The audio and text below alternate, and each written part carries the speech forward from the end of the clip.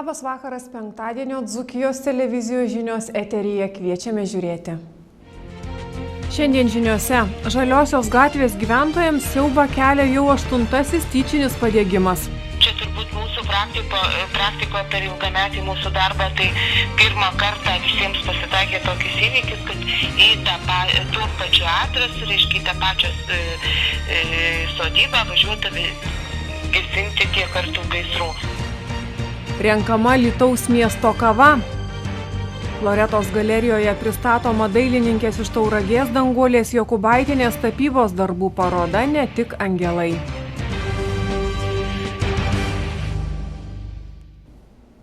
Vakar į Žaliąją gatvę skubėjo net 2 ugniagesių gelbėtojų automobiliai. Minėtos gatvės gyventojams siaubą kelia gaisrų virtinė, mat per 1,5 mėnesio tai jau 8. nelaimė. Kaip teigia pareigūnai, padegimai tyčiniai. Apie tai Daina Baranauskaitė. Į Žaliosios gatvės gyventojus nusitaikė tyčiniai padegėjai. Vakar apie 20 valandą buvo iškviesti Alytaus apskrities priešgaisrinės gelbėjimo valdybos ugniagesiai gelbėtojai.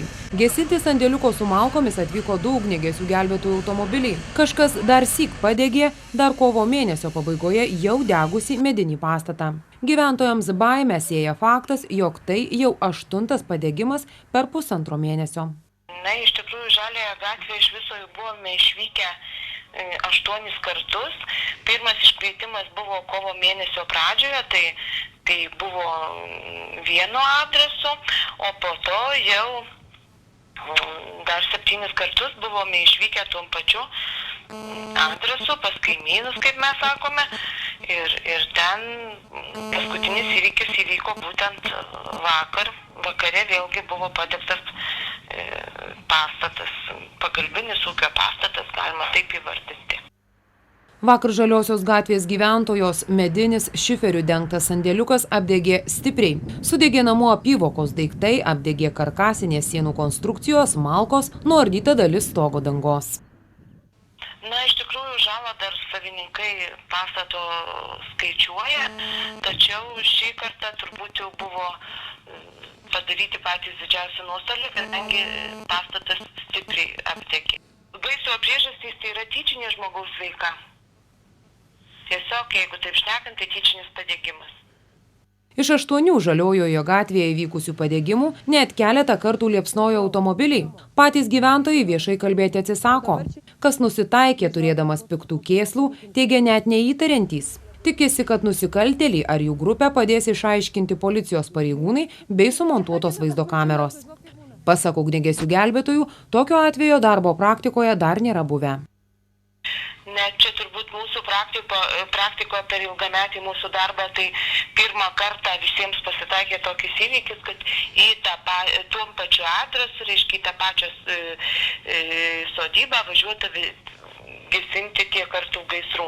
Tai iš tikrųjų tokių įvykių niekas nepamena ir iš gaisrininkų, ir šiaip, manau, ir policijos pareigūnai tą patvirtintų, kad tiek kartų niekam neteko dar turbūt vykti.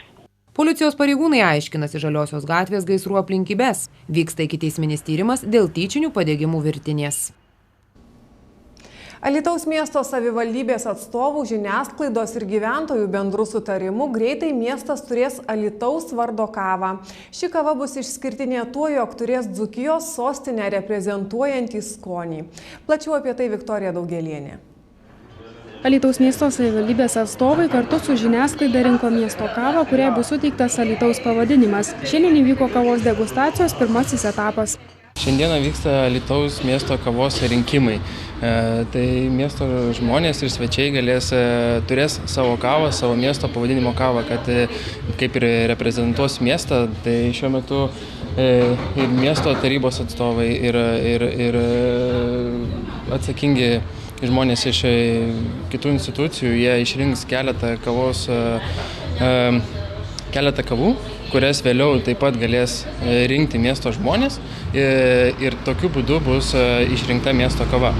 Pasak vicemerės Nijolės Makštutienės, Alytaus miesto kava turėtų būti su natūraliais ingredientais.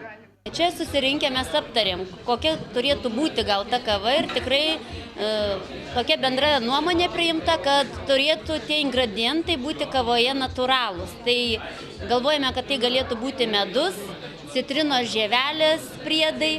Tai dabar rengėjai šitos kavos sakė, paruoš mėginius paragauti ir mes tikrai ragausime tokią kavą. Ir aišku, visi alytiškiai, kurie ateis į šitą barą, jie balsuos ir pritars, ar geras variantas ar ne.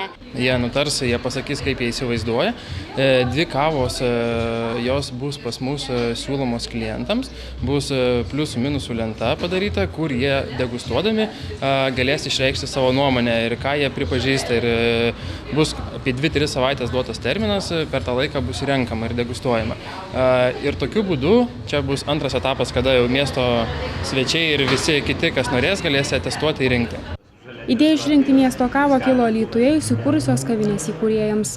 Idėja tai gal, nežinau, pačiai kaviniai, kad kaip pats iš Alytaus esu, iš tai tiesiog duoti kažką miestui, kad miestas turėtų kaip savo kavą, kadangi miestas turi turėti kažką tokio, kad pasipuošti, pasivadinti kažkaip gražiau. Alytaus miesto kavos visi norintys galės paragauti miesto gimtadienio šventės metu. Balandžio mėnesį Loretos galerijos lankytojai gali pasigrožėti dailininkės Danguolės Jokubaitienės spalvingais, itin pozityviais bei džiugiai romantišką nuotaiką perteikiančiais tapybos darbais. Šventų Velykų progai Loretos galerijoje pristatoma dailininkės iš Tauragės Danguolės Jokubaitienės tapybos darbų paroda Ne tik angelai. Balandžio mėnesį Loretos galerijoje duris atvėrė pavasariška, šilta artėjančių Šventų Velykų progai skirta dailininkės Danguolės Jokubaitienės paroda. Jinai vadinasi Ne tik angelai. Šioje parodoje pristatomi itin ryškaus kolorito, gan dekoratyvūs, taikomajam menui būdingų bruožų turintys autorės darbai.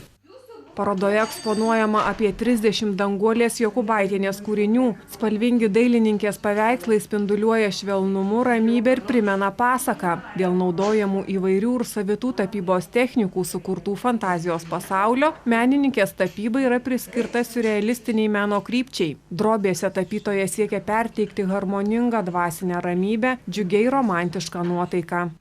Jinai nuolatos keliauja vedančių keliu į spalvų pasaulį, kaip jinai sako. Ir kūryba, jai tarsi dvasinio šauksmo peizažas, nešantis į fantazijų šalį, kurioje gyvena vizijos iš spalvoto vaikystės sapno. Šios vizijos tai žmogus, angelai, paukštis, žuvis, raigė, jūros žvaigždė ir visi šitie dailininkės kūriniuose atsirandantys motyvai įkuriami fantazijų pasaulyje. Danguolės Jokubaitienės tapybos darbų paroda Ne tik angelai Loretos galerijoje veiks iki mėnesio pabaigos. Metas kriminalams. Praėjusios paros įvykius apžvelgs Alius Mikelionis. Druskininkų apylinkėse pasieniečiai surengė vieną sėkmingiausių pastarojo meto prieš kontrabandą nukreiptų operacijų. Jos metu sulaikytų nelegalių rūkalų už beveik 1 milijoną litų. 3 mikroautobusai ir 4 lengvieji automobiliai. Pasieniečiai sulaikė ir į areštinę uždarė 12 įtariama su šia kontrabanda susijusių asmenų. Bandydamas pasprukti nuo pareigūnų, vienas jų automobiliu trenkėsi į medį ir susižalojo.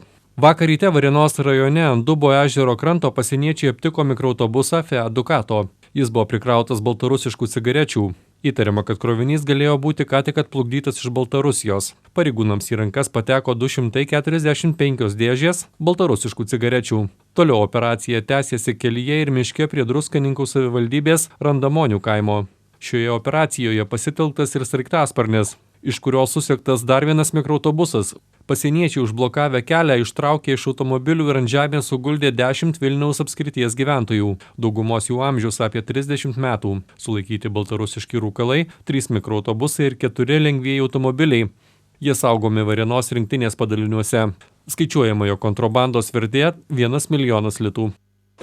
Vakar Užubalių kaime susidūrė 2 automobiliai, nukentėjo 2 žmonės. Nelaimė atsitiko, kai iš šalutinio kelio išvažiavęs Opel Zafira nepraleido Toyota markės automobilio. Transporto priemonė susidūrė. Po smūgio Opelis atsitrenkė į medį. Abu automobilius vairavo moterys, jos išvežtos į ligoninę. Dabar sporto rubrikoje išskirtinis interviu su debiutinį LKL sezoną baigiančios komandos Dzūkija vyriausiu treneriu Mindaugu Lukošium. Treneri, šį sezoną buvo pakilimų ir nuopuolių, vis dėlto kaip jūs vertinate sezoną? Na, sezonas dar nesibaigė, dar liko 3 varžybos, aišku, tos varžybos yra su stipriais varžovais išvykoje, tai sunku bus pasiekti gal tenai, sakyčiau, pergalę ar tai gerą rezultatą teigiamą. Na, sezoną labai taip dvejopai gal ta tikslas minimum tai yra įvykdytas. Tikslas minimum buvo užsitikrinti vietą LKL-e, kad turbūt nebūtų tokioj situacijoje, kad mums dabar paskutinėse varžybose tektų spręsti klausimą, kad būtinai išlošti ir kad išlikti ne paskutiniam ar ne prieš paskutiniam. Tai nėra taip, mes jau šitą turbūt jau vidury sezono įvykdėm, tačiau aišku įvykdėm ir norėjom ir turėjom galimybę aukščiau būti. Sakykite, kokios priežastys paskutiniu metu suprastėjusios komandos sportinės formos? Na, atsiliepia, aišku, traumų. Ten, jeigu mes ypač paskutiniuosius žiūrėsim, tai traumų pasiekmė. Tai net ir dabar treniruojasi mūsų ten pagrindiniai ir žaidėjai su traumomis. Tai ir net neturim komandos kapitono Lapetos, kuriam yra skilęs kaulas ir jau nepamatysim šį sezoną. Na, paskutinės 2 varžybas jau praleido ir Dambrauskas, ir Žukauskas, ir Martynas Paliukėnas žaidė su traumomis ir dabar tik tai pirmą treniruotę šiandieną žaidžia. Na, neturim jau ir Gvezdausko, kuris irgi traumuotas, kiek tai buvo. Na, matot, ir tikrai tas buvo tikrai įtakoja, ne tik tai, kad varžybose jie žaidė, bet jie negalėjo deramai treniruotis ir pasiruošti varžybą. O tai ypač su Lietkabeliu tos paskutinės varžybos ir, na, sprendė tos paskutinės atakos ir tos 2 taškai pritrūko tų. Treneri, ar nematote ir savo kaltės dėl pralaimėjimų, ypač prieš turnyrinės lentelės kaimynus? Na, čia toksai turbūt, visi paklausė, ir kaip tai pirmas klausimas savo kalties. Tai, man atrodo, būtų ne tai, kad būtų, bet treneris visada po pralaimėjimų, tai būna, na, ar tai para, ar tai 2 paros, ar tai dar kažką tu tik analizuoji ir kur ne ką padarėjai, kur ką ne tą padarėjai, ne tą naudojai, ne tuos žaidėjus išleidai. Tai yra tikrai didelė analizė ir ta kaltė visą laiką būna. Ir toksai, jeigu per spaudos konferenciją tu pakeli ranką ir pasakai, taip, mano kaltė, mano atsakomybė. Taip, tai skamba labai gražiai, tačiau tai yra nenorėjimas analizuoti ar dar kas nors. Taip, aš netikiu, nežinau turbūt nei vieno trenerio, kuris po varžybų sakytų, tas to nepadarė, tas to nepadarė, tas to nepadarė. Ne, tik tai taip, kaltė visą laiką už kiekvieną pralošimą, net už kiekvieną, net ir už tos laimėtus mačus, tu visą laiką žiūri, kur ką nepadarai, stengiasi tą ištaisyti ir tikrai, tai man atrodo, net nereikia tokių, taip, kaltė yra, tačiau ne tai, kad kaltė yra atsakomybė ir aš pilnai prisimu tą atsakomybę, kad nesuvaldžiau turbūt komandos ir, na, ne tik tai tose varžybose paskutinėse, aišku, jos labiausiai įstrigo, bet tai buvo ir ir skaudus pralaimėjimas Kėdainiuose, ir buvo tos pačios dar vienos varžybos prieš Lietkabelį pralaimėtos namie. Taip, tai tikrai yra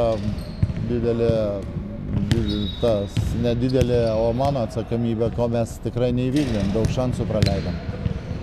Paskutiniu metu tiek Lietuvos Rytas, tiek Žalgiris prarado trenerius. Ar neketinote ir jūs trauktis? Aš neketinu, bet tai man atrodo, tai būtų tikrai net ir toks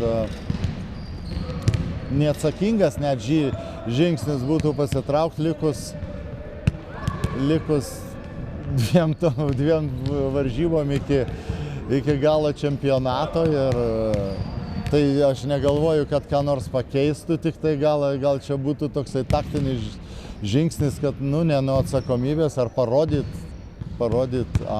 kaip čia geriau pasakyti, parodyt savo atsakomybę, kad prisiimu. Aš pilnai tą prisiimu, tačiau, man atrodo, užbaigti čempionatą reikia garbingai ir išanalizuoti rezultatus ir spręsti apie tolimesnę mūsų bendradarbiavimą ir taip toliau. Ačiū, treneri. Tiek naujienų šį penktadienį Dzūkijos televizijos žiniose. Visai netrukus apie tai, kokius savaitgalio orus žada sinoptikai. Dėkoju už dėmesį žinioms, gero vakaro bei šiltų, gražių ir jaukių artėjančių šventų Velykų. Orų rubrika remia Sumani TV, naujos kartos Seagates televizija. Labas vakaras. Metas savaitgalio orų prognozėms. Pasitinkant Velykas teks rūpintis ne tik namų ruoša ar šventiniais valgiais, bet ir vasariška apranga. Lietuvos link iš pietryčių pradeda keliauti labai šiltas oras. Šeštadienį pietryčių oro srautas atgins jau visai kitą oro masę. Naktį per Lietuvą keliaujant šilto oro frontui, kai kur pietiniuose rajonuose gali trumpai palyti. Šilti orai iš Lietuvos nesitrauks ir Velykų dienomis. Sekmadienį lietaus tikimybė nedidelė. Pirmadienį vietomis gali trumpai su perkūnija palyti. Vyraus rytinių krypčių vidutinis vėjas, kuris pūs 3–6 metrų per sekundę greičiu. Artimiausią naktį Alytuje ir Klaipėdoje bus 8, Kaune ir Vilniuje 7 laipsniai šilumos. Šeštadienio dieną Alytuje ir Kaune termometro stulpelis pakils iki 20, Vilniuje iki 19, Klaipėdoje iki 18 laipsnių aukščiau nulio. Naktį šeštadienio į sekmadienį Alytuje ir Klaipėdoje bus 10, Kaune 9, Vilniuje 8 laipsniai šilumos. Pirmąją Velykų dieną sekmadienį Alytuje ir Kaune numatoma 21, Vilniuje 20, Klaipėdoje 18 laipsnių šilumos.